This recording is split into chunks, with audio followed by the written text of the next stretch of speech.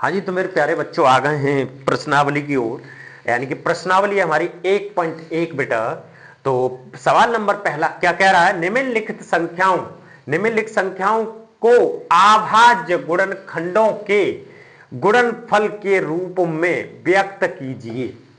यानी कि कह रहा है निम्नलिखित संख्याओं के अभाज्य गुणनखंड करने हैं और गुणनफल के रूप में लिख देने। यानी कि गुणनखंड यानी कि संख्या को तोड़ना, यानी फैक्टर करने। बेटा क्या करने, फैक्टर करने और उन फैक्टरों को गुणा करके लिख देना है। जैसे मान लो कि ये 20 है, 20 है, अगर इसको तोड़ोगे तो 2 एकम 2 यानी कि 0, 2 पंजे 10 और 5 एकम 5, ये फैक्टर करे इसके 5 एकम 5, ये फैक्टर करे और इसको क्या करा हमने, गुणा करके लिख दिया। यानी कि 2 गुणा 2 गुणा 5। ठीक है बेटा, आई इसको ऐसे भी लिख सकते हैं, 2 गुणा 2 को 2 की पावर 2 गुणा 5, ऐसे करके लिखवा रहा है। ठीक है बेटा, बहुत ही सिंपल है, कोई दिक्कत नहीं। तो बेटा इसमें 4-5 सवाल दे रखे, बहुत सरल सरल सवाल है। यानी 140 को तोड़ना है हमें और उसके गुणन फैक्टर करने हैं, फैक्टर करके उसके गुणा करके हमें लिख देने हैं। अब बेटा 156 को भी तोड़ना है, गुणन इसके मतलब फैक्टर करने हैं, फैक्टर करके जो फैक्टर जो आएंगे उनको हम गुणा करके लिख देंगे। आसान है। ऐसे 38-25 यानी कि इसको भी मतलब 5005 को भी आराम से हम लिख देंगे। 74-29 यानी कि इसको भी हम फैक्टर करके आराम से लिख देंगे। तो ठीक है बेटा, तो पहला सवाल क्या है हमारा, 140 के फैक्टर करो बेटा, इधर कर लो 140 के फैक्टर। बताओ, देखो अगर लास्ट में ये तोड़ने की चीज बता देता हूं मैं, लास्ट में 0 हो या सम संख्या हो, वो सम संख्या से ही कटेगा। ये 2 हो, 2 के टेबल से अगर कोई भी संख्या कट रही हो, इधर लास्ट वाला अंक देखना है तुम्हें। कौन सा वाला, लास्ट वाला अंक। अब यहाँ पे 0 है, 0 हमेशा 0 जिस संख्या में आएगा वो 2 से कट जाता है बेटा। ठीक है, क्लियर, 2 से कट जाता है। तो इसका मतलब ये भी 2 से कटेगा। और कोई भी जैसे मान लो 8 हो, 7 वो सॉरी 8 हो, 9 हो, वो सॉरी क्या बोलते हैं, चलो इसको छोड़ो अभी। यानी कि कोई भी सम संख्या हो, जैसे मान लो कि 8, 8, 4, 10 कुछ भी हो, ये 2 से कट रही हूं। अगर 2 के टेबल में ये वाली संख्या आती है तो समझ लेना लास्ट वाला अंक देखना, सिर्फ लास्ट वाला। अगर लास्ट वाले अंक में ये चीजें आती हैं और ये 2 के टेबल से कट रही हैं, तो इसका मतलब वो पूरी संख्या हमारी 2 के टेबल से कट जाएगी। ये याद रखना बेटा, बहुत ही मतलब ट्रिक है ये काटने की। बस इतना टाइम नहीं लगाना पड़ेगा कि किससे कट रहा किससे कट रहा, नहीं। विषम संख्या होगी तो विषम संख्या वालों से कटेगा, जैसे 3 है, 3, 5 और 7, ऐसे उन संख्याओं से कटेगा। ठीक है, क्लियर, कोई दिक्कत परेशानी इसमें। तो चलो इसके गुणनखंड कर ही देते हैं कि गुणनखंड क्या होंगे बेटा। ये 2 से कट जाएगा, यानी कि 2 सत्ते 14 और 0 का 0।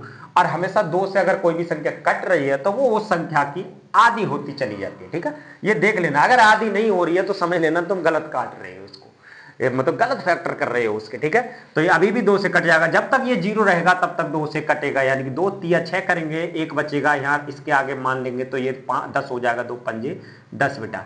अब ये 35 किससे कट रहा है बेटा, ये 5 से कट रहा है, 5 सत्ते 35, 5 सत्ते 35 या 7 से काट सकते थे, तो 7 एकम 7 बेटा। और ये जो आया है यही उत्तर है, इसको गुणा करके लिख दो फैक्टर को। तो पहला सवाल का उत्तर क्या होगा, 2 गुणा या 2 की पावर 2 लिख सकते हैं। ठीक है बेटा, 2 की पावर 2 गुणा 5 गुणा 7। 2 की पावर 2 इसलिए लिख दिया कि 2 2 बार है, तो 2 की पावर 2। ठीक है बेटा, क्लियर, कोई दिक्कत परेशानी। यानी पहला सवाल हो गया। दूसरा सवाल करेंगे हम। दूसरा सवाल का उत्तर क्या होगा, 156, इसको भी तोड़ लो। 156 बेटा, ये देखो 6 2 से टूट रहा है, लास्ट वाला अंक देखो 2 से टूट रहा है, इसका मतलब ये 2 का फैक्टर होगा। तो बेटा 15 को काटोगे, 2 सत्ते 14, एक बच्चा, 2 अट्ठे 16, यानी एक यहां रख दिया तो 16 हो गए, 2 अट्ठे 16।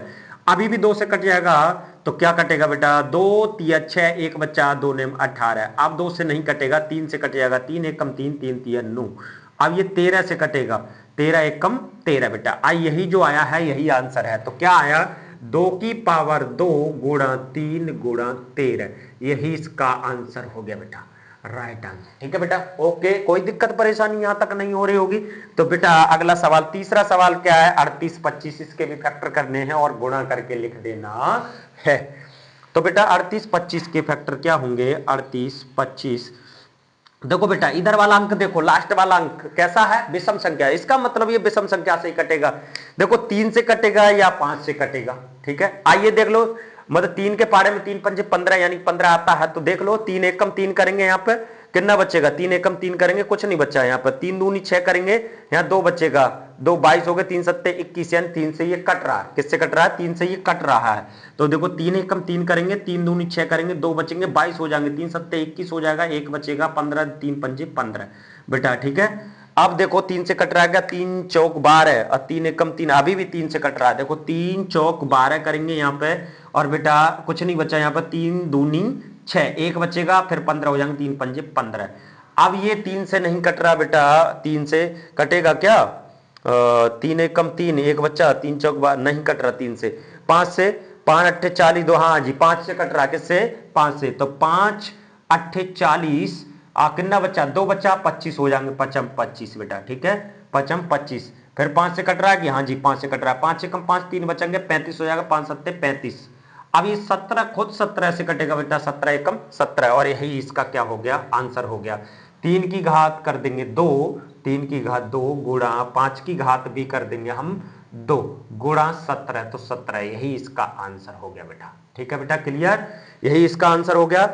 और इसी प्रकार हम चौथे सवाल को करेंगे बेटा। चौथा सवाल क्या है, इधर थोड़ा सा मिटा दे, हम इधर मिटा दे बेटा, कोई दिक्कत परेशानी, इसको मिटा देते हैं। तो पांचवा सवाल यही कर लेते हैं बेटा, 5005 बेटा। इसको देखो विषम संख्या है, इसका मतलब विषम संख्या से कटेगा, शायद 5 से ही कटेगा, 5 से ही कटेगा। 5 एकम 5, डबल जीरो तो डबल जीरो, और 5 एकम 5 बेटा, ठीक है। अब बेटा देख लो ये किससे कटेगा, ये कट जाएगा क्या, 3 से मतलब 5 से कटेगा क्या, 5 दूनी 10, जीरो का जीरो नहीं, 5 से नहीं कटेगा बेटा। ये क्या 11 से कटेगा, 11 नेम 99, हाँ जी बेटा 11 से कट रहा है। देखो 11 नेम 99 करेंगे यहाँ पे, और 1 बचेगा, फिर यहाँ 11 हो जाएगा, 11 एकम 11 बेटा। अब बेटा फिर 11 से कट रहा है क्या, नहीं कट रहा है बेटा, 11 से नहीं कट रहा है, यानी कि 13 से, 13 सत्ते 91, और ये 7 से कटेगा, 7 एकम 7 बेटा। यही बस यही इसका आंसर हो गया, लिख दो 5 गुणा 11 गुणा 13 गुणा 7, यही इसका आंसर हो गया बेटा, ठीक है। ये तुम्हारा होमवर्क है, इसको काट लेना बेटा, बड़ा ही सिंपल है, इसका फैक्टर कर लेना, ये तुम्हारा होमवर्क है। ओके बेटा, तो चलते हैं नेक्स्ट सवाल की तरफ, यानी कि दूसरे सवाल की तरफ, कि दूसरा सवाल हमारा क्या कह रहा है। यहां तक मेरे हिसाब से समझ में आ गया होगा, कोई दिक्कत परेशानी नहीं होगी, ठीक है। तो चलते हैं बेटा दूसरे सवाल की।